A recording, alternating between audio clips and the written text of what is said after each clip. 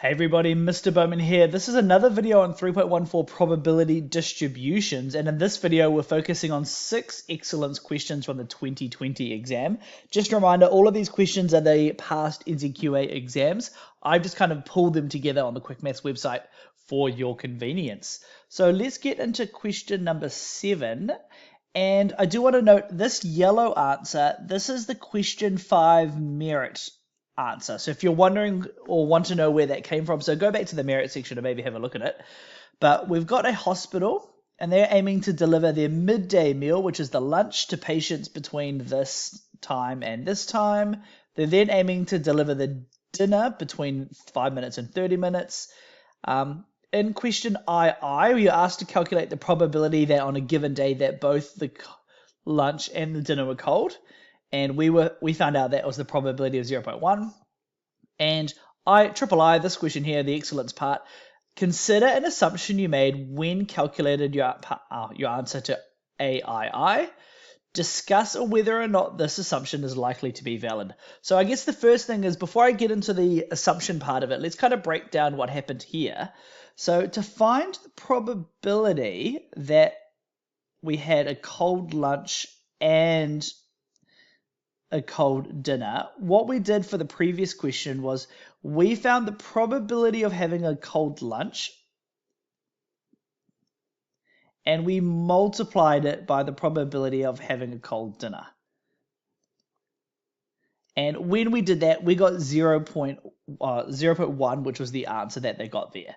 So when you do this type of question, if you multiply two events together and hoping it's going to be the probability of both of the events happening at the same time, you always assume, so this part here, this calculation here always relies on independence. So that means the two events being multiplied together, the lunch being cold and the dinner cold, they must be independent for this above probability to actually be correct. So I'm just going to type that up. So basically that's the assumption that we're making. So this calculation assumes that getting a cold lunch is independent of getting a cold dinner on the same day. And I just want to note, you were asked to find the probability of having a cold lunch and dinner on the exact same day. So that's the assumption part of it. So we've done the first bit of the question, consider an assumption. We now need to discuss whether or not that's going to be a valid assumption. And here, this is when we need to incorporate our context to try to make a decision if that's valid or not. So the way I was thinking was, for example, if you go to a restaurant on a given night, the quality of the kitchen staff is probably going to impact the quality of the dinner that you get, right? So for me, I'm assuming the kitchen staff, so this here, the people who made the lunch is probably going to be the people who made the dinner. If the kitchen staff is, maybe they're new, maybe they're inexperienced, maybe they're just like not good at their job, that's likely to mean a cold lunch has a probability of a cold dinner, or vice versa. Maybe if you've got a really good kitchen staff, that means your lunch is probably going to come out really fresh, which also means the dinner is going to come out really fresh because it's going to be the same people making both of them. So that's what I'm going to kind of chat about here. So I imagine that the kitchen staff on each day would affect the likelihood of the lunch and dinner being hot, cold or hot.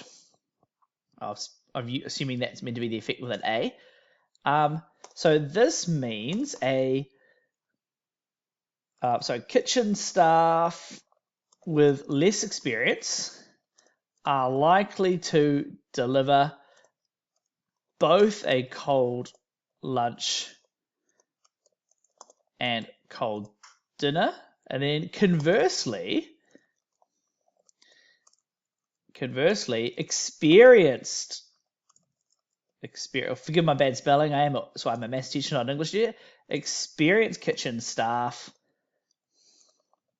are likely to deliver both a hot lunch and hot dinner.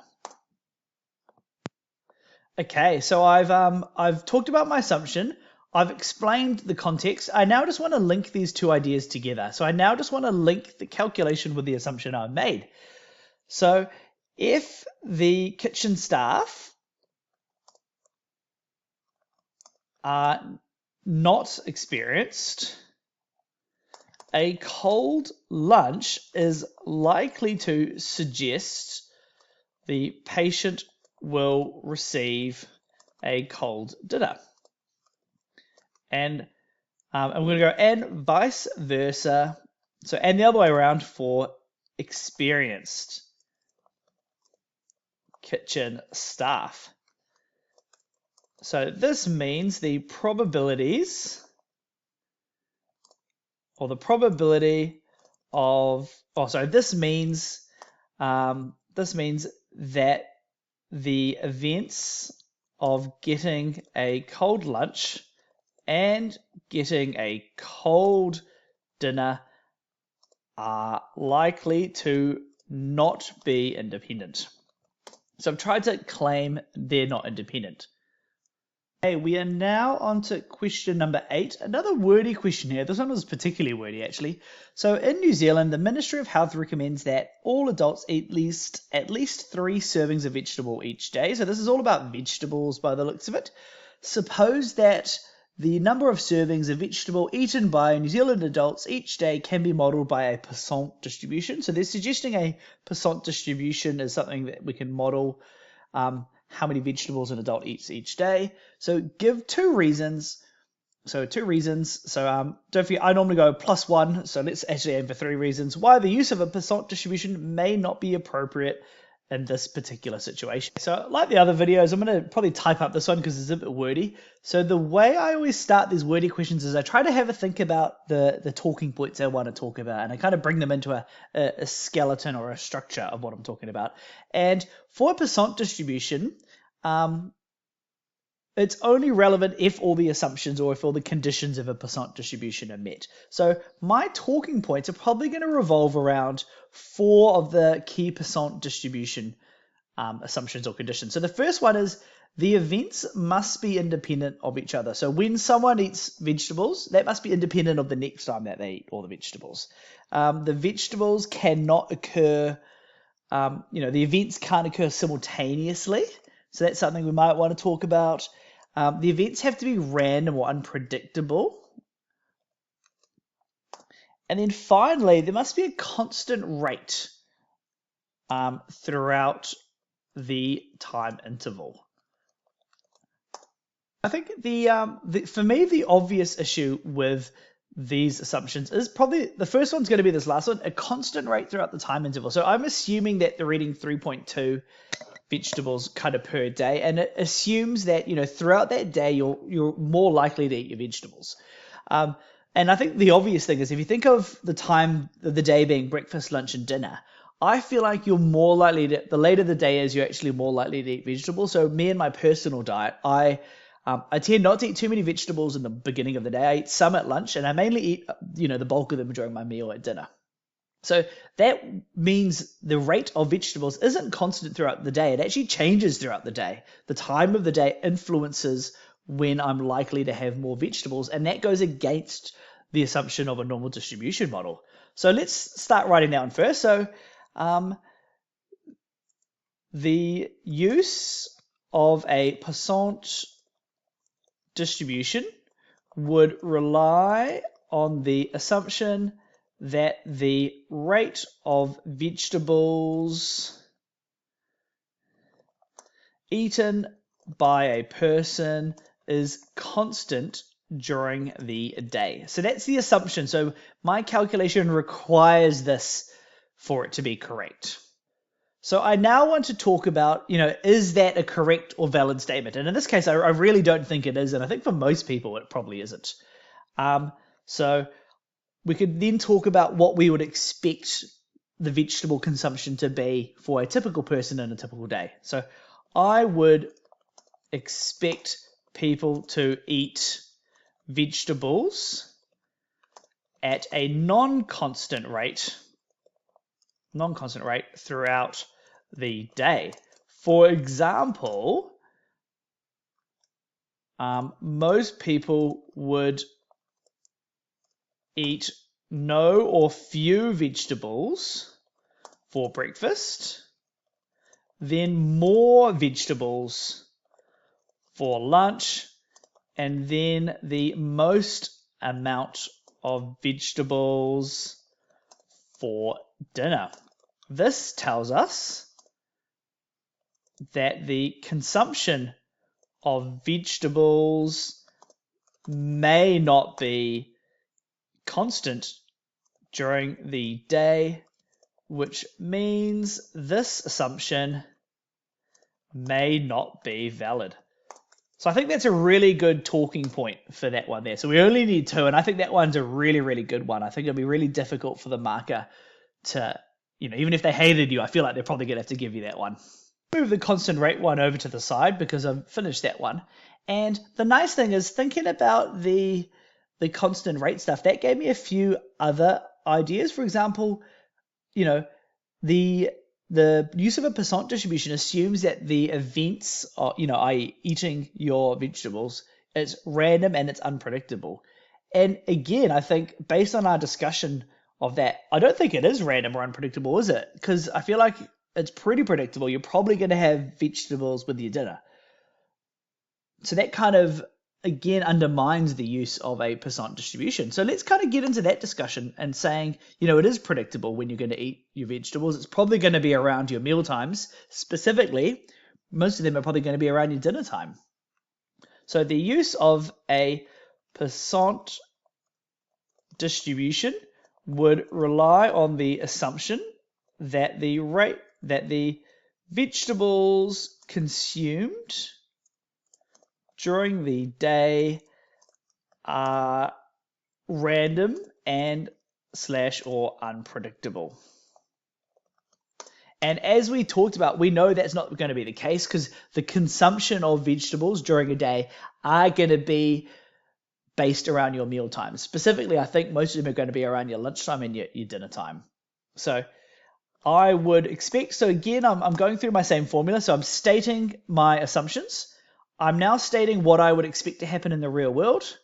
And that's what I did kind of in this middle sentence here for my previous discussion. And then finally, I'm then just going to state whether or not I agree or disagree with the assumption made. So it's kind of a 3-step process that I do for any type of conversation. So I've stated my assumption.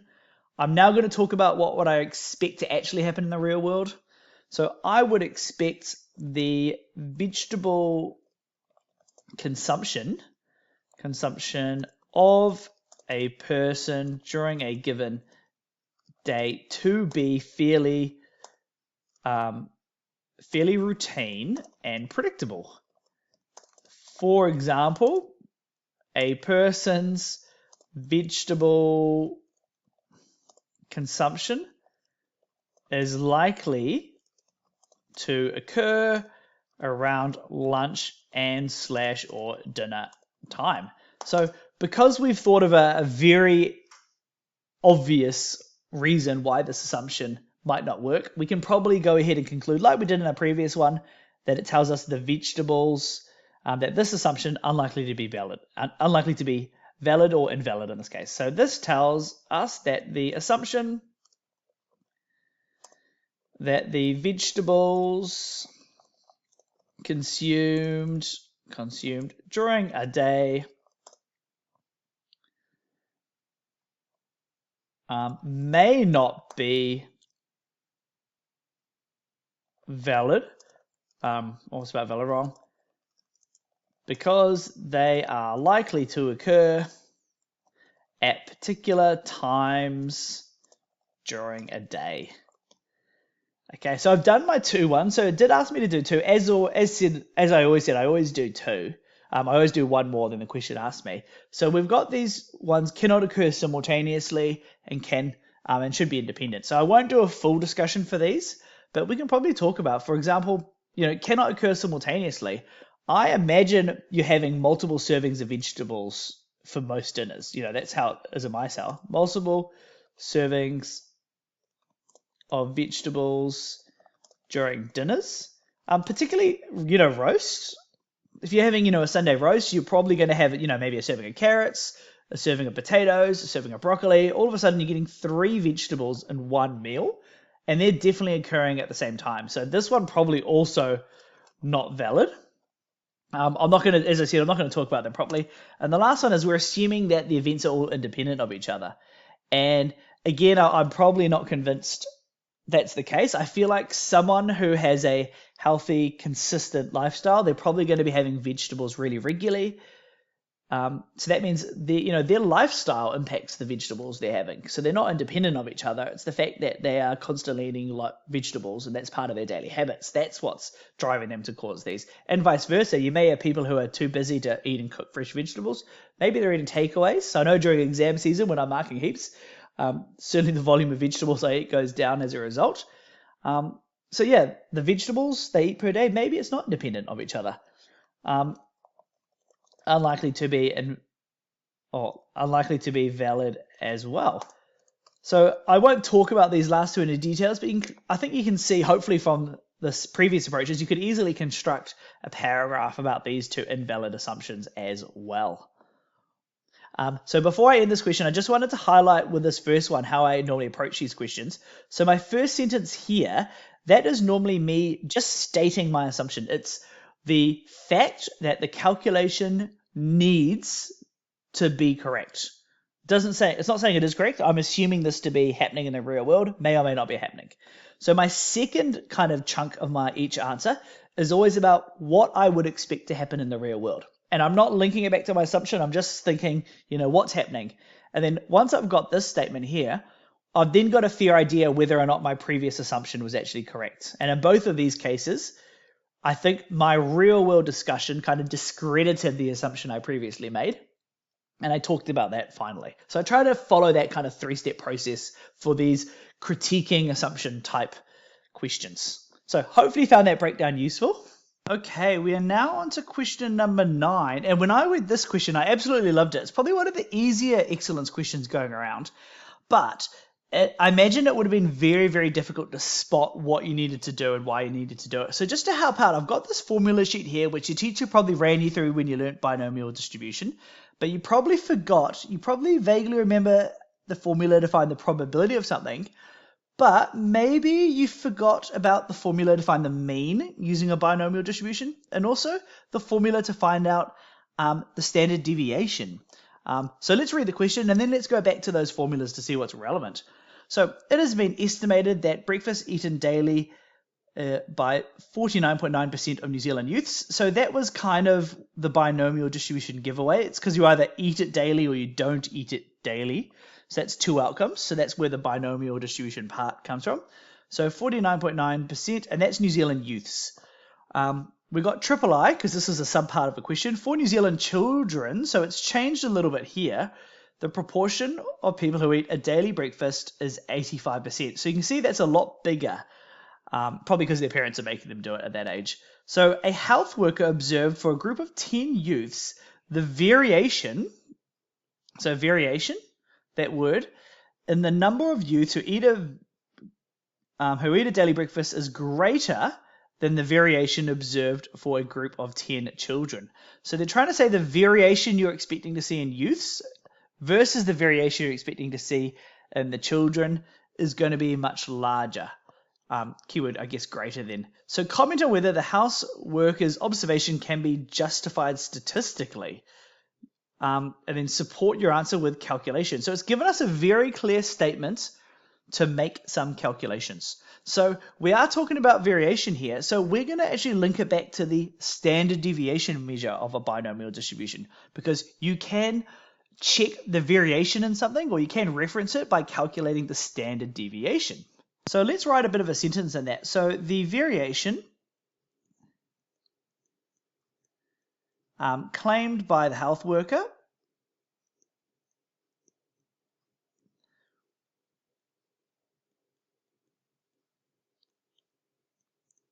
can be compared if we have the standard deviation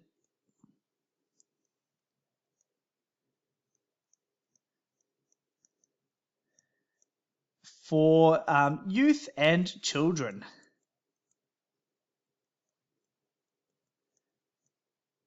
Okay, so that's my statement. So I'm really just linking the math I'm about to do. So I'm just about to do some standard deviation calculations with the health worker, or I've written health work, but let's adjust that health worker. So, and as I said, I'm going to use the standard deviation formula down here. So just a reminder, n in a binomial distribution, so n is equal to the number of trials. And the pi symbol, that's the probability basically of success. I'll just write probability down there. So we were given the probability 49.9% and then 85% up there. So let's tackle that for the youth first. So standard deviation, and I'll call it y for youth, but on actually we'll spell it out fully. That's going to be equal to a big square root sign. So the number of trials for both of them was 10 because we're dealing with a group of 10 youth versus a group of 10 children. So it's going to be 10 times pi means the probability of success, in this case someone eating a daily breakfast. So it's going to be 0.499, and I've converted that to a decimal number, and then we're going to times it by 1 minus that. So that's then going to be times by 1 minus 0.499, close bracket. And then we're going to do a square root sign. I'm going to stretch that all the way over there. So if you enter that into the calculator correctly, exactly as it is, hopefully you're getting 1.59, or 58, sorry, 1.58. So I've now got the standard deviation for the youth. If this lady's claim is correct, she said this standard deviation is likely to be greater than the standard deviation of the children. So I'm now going to repeat this for the children, and I'm hoping to see a number less than that 1.58, suggesting that the health worker is correct. So standard deviation of the children. So same process. It's going to be the square root. It's going to be the number of trials, which is 10. It's going to be times the probability of them having a daily breakfast, which is 0.85. And then it's going to be times by 1 minus that probability, 0.85. And when I plugged that into my calculator earlier today, I got 1.13. And that's exactly what I was looking for that I mentioned before. You can see the standard deviation for youth is much higher than the standard deviation for children. That tells us the variation for youth is larger than the variation for children, and that tells us that the health worker was correct. So we'll regard as the standard deviation for youth is larger than the standard deviation for children, we can see that the variation for a group, for the number, just going to write it out fully in context, for the number of youth in a group of 10, get rid of that G, so in a group of 10 having a daily breakfast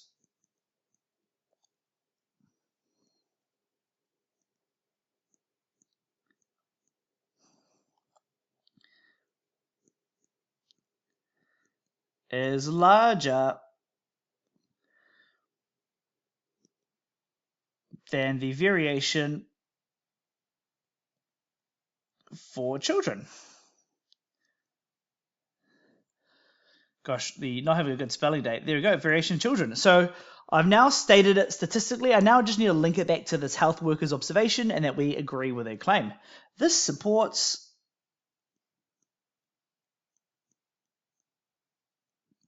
the health worker's claim. So that wraps up this question. As I said, quite a novel question. It doesn't come up too often, but there's nothing tricky about this calculation. Hey, it was just recognizing variation for binomial distribution. You got a formula. It was literally on the formula sheet.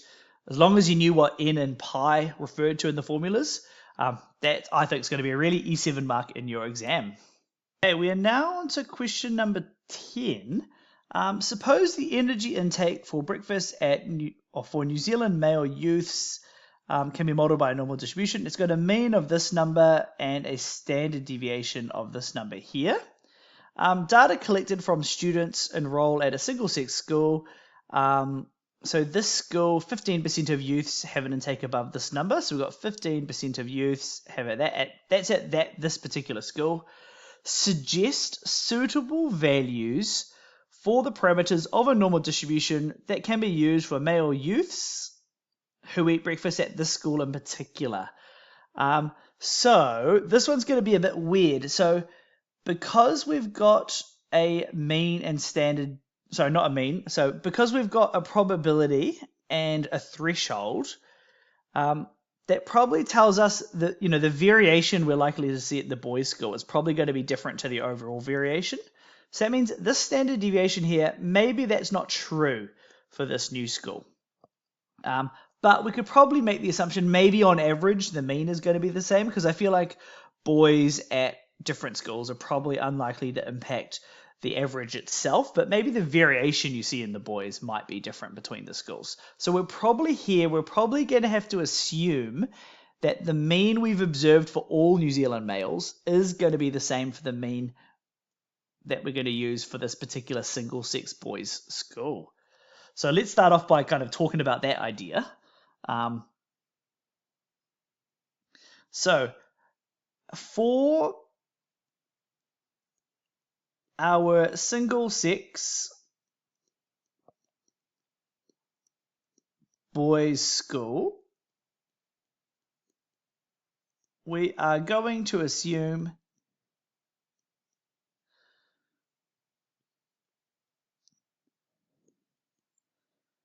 that the mean is consistent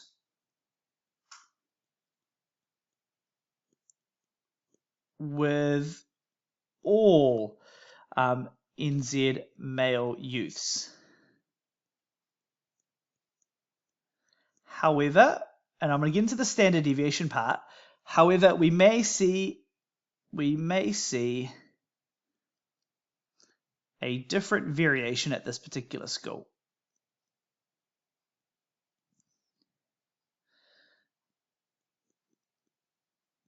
At this school, okay. So that basically means we can't really use the standard deviation. So let's go. So that means the standard deviation does not equal the 2,230 stated earlier. So because this is a normal distribution question and it looks like it's trying to get us to calculate something, let's dump all the information we have into a normal distribution graph, and I'll sketch it down here. So there's my normal distribution graph, and let's try to figure out what it is we're aiming for.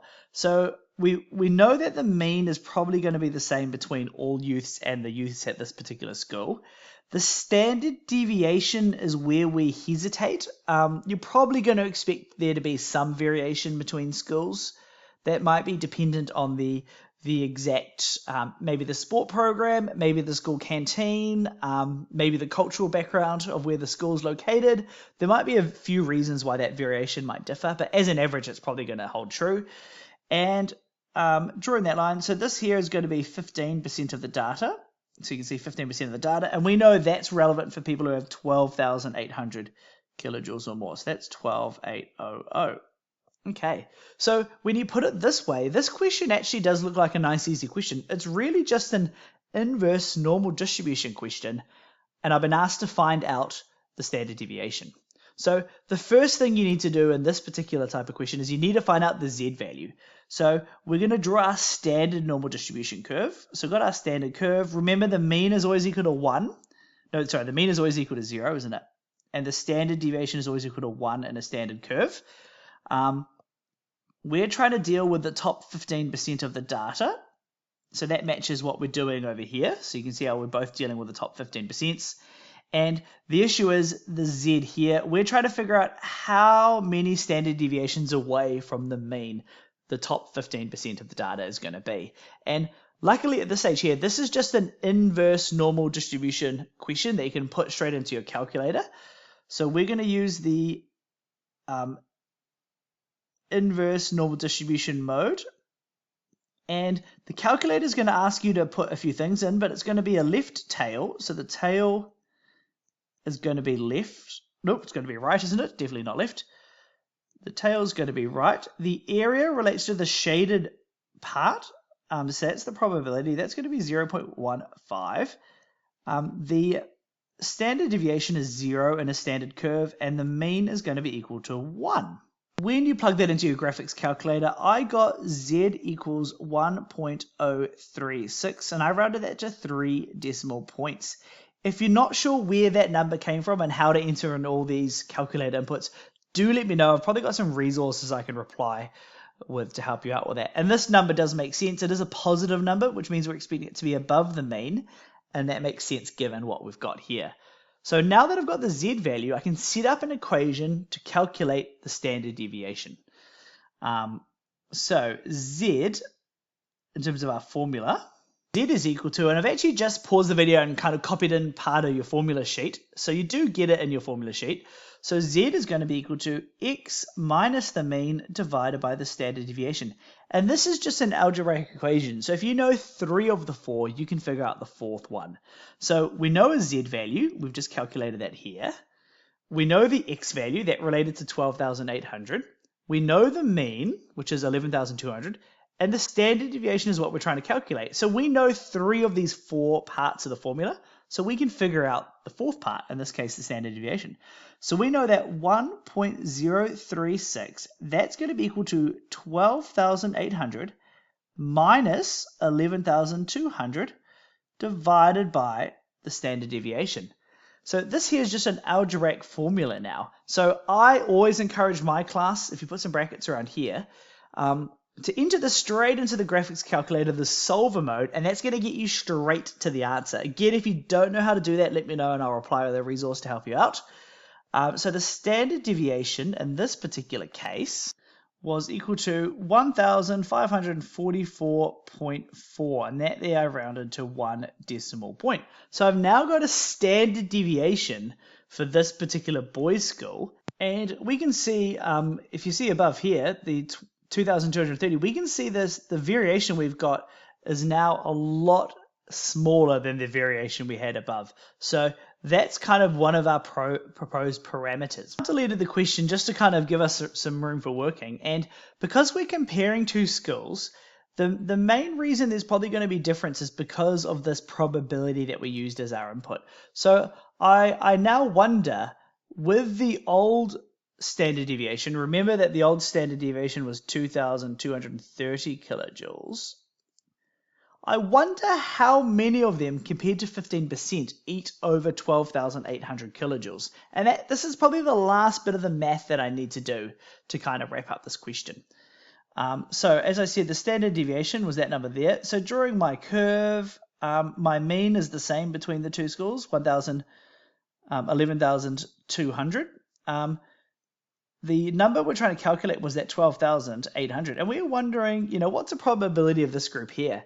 And when I put that into my calculator, I get the probability that x is greater than 12,800. I got that to be about 24%. So when you compare that with the 15% we have here at the boys' school, there is quite a lot of difference. And this is the last thing you probably want to talk about for your discussion. So in your discussion part of it, we probably want to talk about the difference or the proposed parameter. So the proposed parameter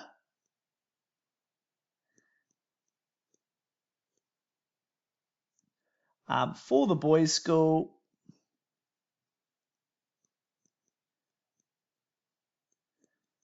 is a standard deviation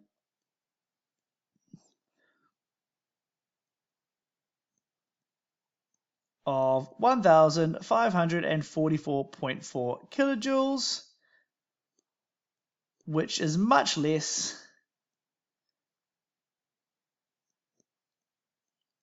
than the NZ Youth standard deviation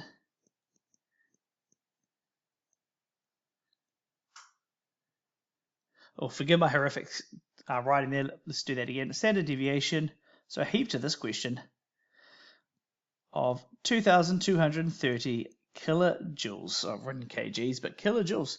So that was comparing the standard deviations. The last thing I want to do is just to compare these 15%.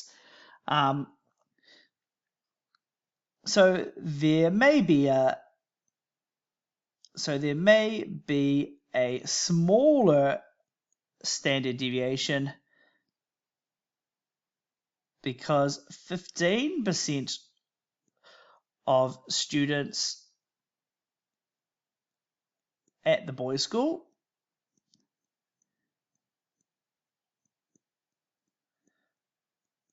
ate over 12,800 kilojoules,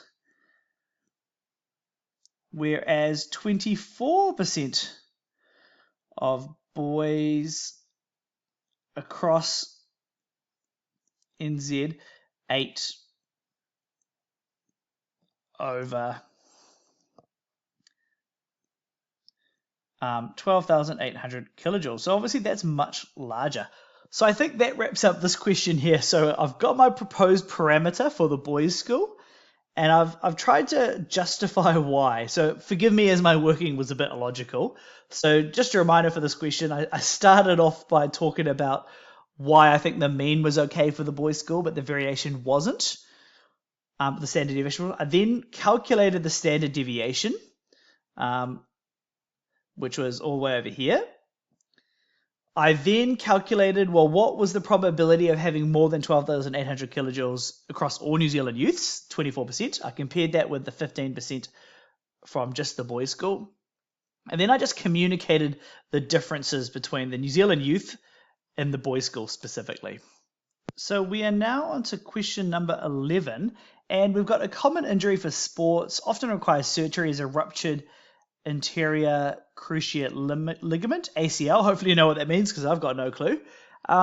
The surgery normally takes between 120 and 150 minutes, with the most common time being 130 minutes. I love seeing this phrase, most common time, because I think 95% of the time that's probably going to be a triangular distribution, which I'm thinking here. That's why I've already copied and pasted the formula sheet to help us out later on.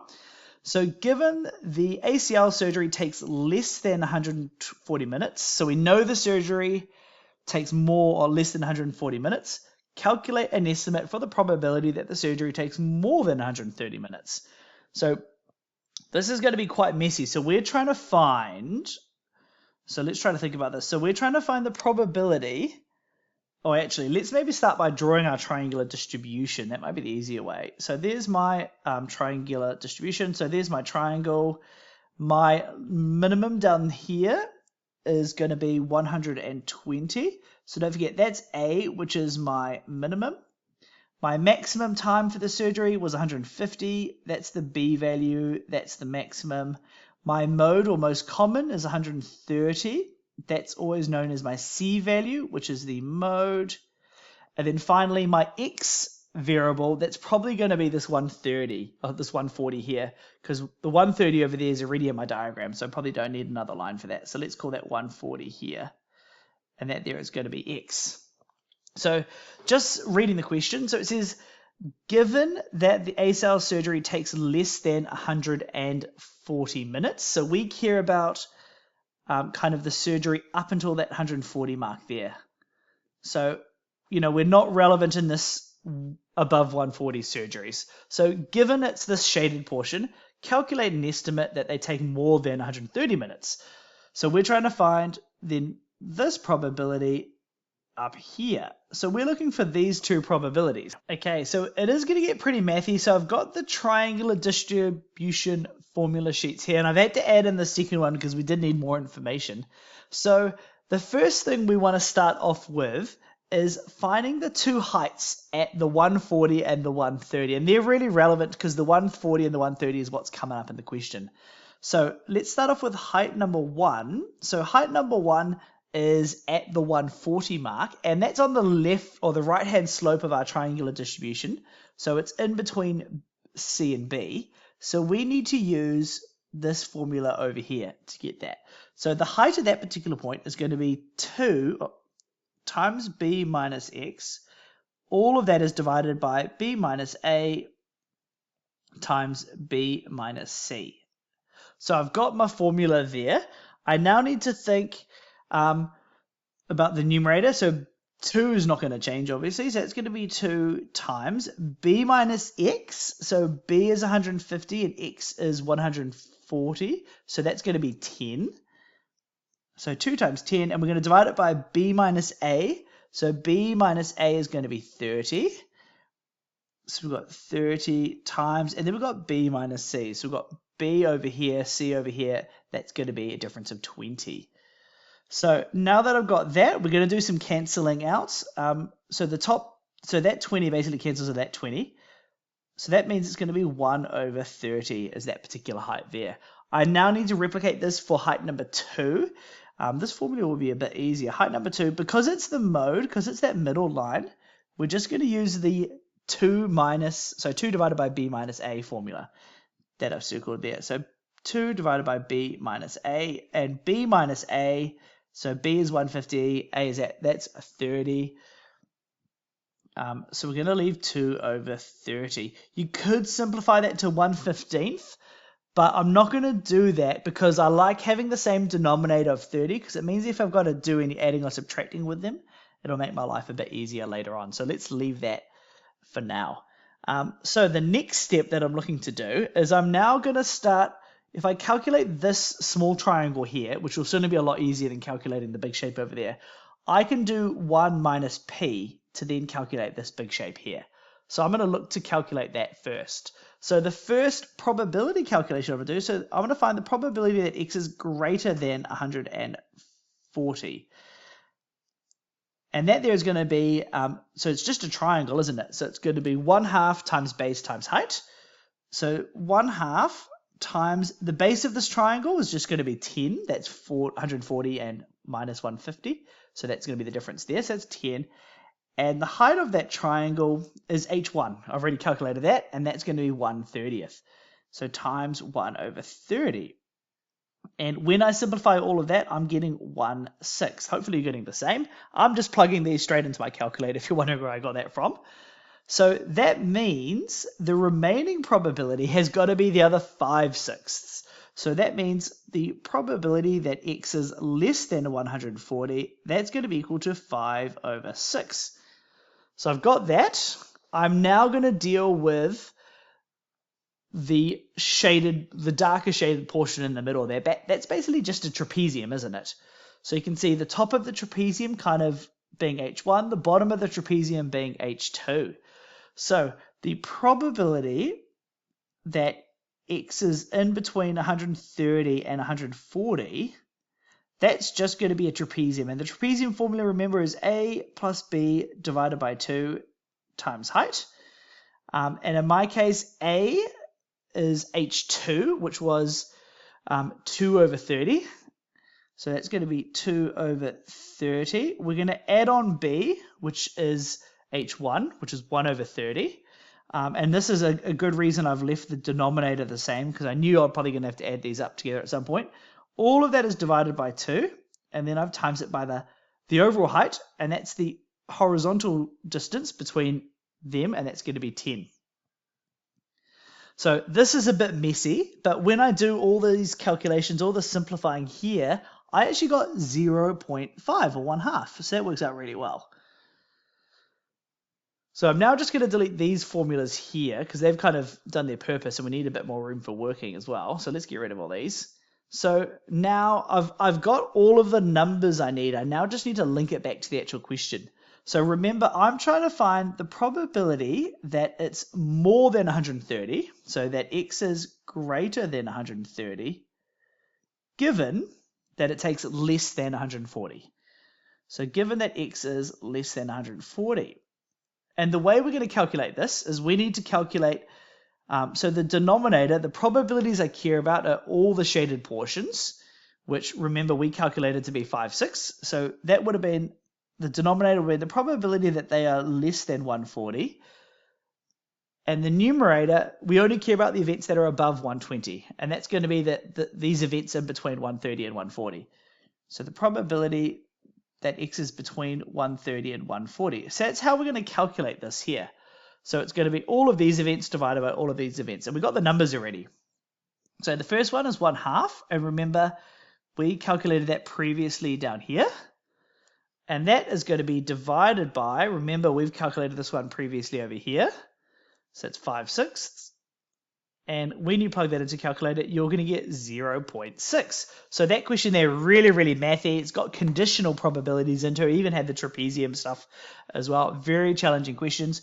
If you're not sure about any of these, I have made some videos to help you out on calculating some of these steps. So do let me know if you want those and I'll reply with them. Okay, we are now on to question number 12. And don't forget, all these questions were from the Quick Maths website. I pulled together all the past questions for us. But we've got a hospital that's considering sourcing a new X-ray machine. The table below is a probability distribution for random variable n. And don't forget, n relates to the number of repairs that the X-ray machine is needed over a 3-year window. And I'm assuming n, so that's 0 repairs, 1 repair, 2 repair, and 3 repairs. So we've got the probability of each of them here. And just checking, all of these add to 1, which means, 5 and 4 repairs, that's not going to happen at all. From a previous question, we calculated the mean number of repairs. So 1.64 repairs is what we're expecting over that 3-year window. The hospital is considering leasing machines from Company A or Company B. Okay. Company A charges a one-off fee, and Company B charges the same fee over there. And an additional $350 per month. I'm assuming that means they'll come in and fix all your repairs if you have any. And Company B charges $10,000 per repair, so there's no monthly costs, but if you have a repair, they're going to come in. So the hospital will lease the machine for 3 years. From what company would you recommend? Support your answer with statistical reasoning. So I guess let's start off with just by calculating the expected costs. So the first one we're going to look at is, let's have a look at the cost for Company A. That's going to be the $69,500 one-off fee plus the $350 per month. So we're going to go plus 336 times 350. When I do that calculation, I'm getting 82,100. Hopefully you're getting the same. We're now going to deal with Company B. And Company B, so we're going to have that same, or not the same, but $65,000. It's then going to be 1.64 times 10,000. So that's basically the expected cost of the repairs if we kind of incur any. And when we calculate that, we're going to get $81,400. So based on this, we can kind of see that Company B is a little bit cheaper than Company A. But the issue is here, is this part of our calculation here. This is kind of an expected number guess, and you can't actually have 1.64 repairs. So the actual number is going to vary quite a bit. So for example, let's say, so let's think about if the number of repairs is equal to 0. That means the cost here for Company B would actually be $65,000 exactly, right? Because this bit here would have been 0. There would have been no repairs. But let's say you actually needed all 3 repairs. So that means the cost for Company B would have been $95,000. And you see that $95,000 all of a sudden is a lot more than that $81,400. So I think for me, which company you pick really depends on the variation we're expecting to see and the risk profile of the particular hospital. So let's start typing that up. So from an expected cost perspective, Company B will be cheaper than Company A, and then really noting that's on average. This means that the hospital might want to use Company B. The flip side of that is I then want to discuss that variation point I mentioned before, because there's actually quite a little difference. It's only a $700 difference maybe I actually right here, cheaper buy, we'll do $700. $700 is not a lot of money in terms of, from 80%. So maybe for a certainty perspective, because we're expecting to see variation in company B's bill, maybe we don't actually go for the cheapest average. Maybe we go pay that $700 more and have the exact certainty from company A. So that's probably what I'm thinking I'm going to explain in my next sentence. However, there is going to be variation in the cost for the X-ray machines from company A. The costs might actually range from $65,000 to $95,000. This is a large variation and may be unwanted. And this will go uncertainty may be unwanted by a hospital with fixed budgets. Let's now link these two together because I'm basically sitting on the fence, right? So the company that the hospital should choose will be dependent on their risk profile. If the company or if the hospital is wanting a fixed price, then they should choose company A. If they are okay with a little variation, on average, they would pay less with company B. So that kind of wraps up both scenarios, depending on if their risk profile, if they're okay with variation or if they're not okay with variation. Geez, so that was quite a long video in the end. I've nearly done 53 minutes of it up the top there. Hopefully you found these useful. If there's any questions you got from these, don't hesitate and contact me in the comments and I'll try to reply with something useful. Thanks heaps for watching. Keep an eye out for the next lot of questions that I'll be running through on these videos shortly.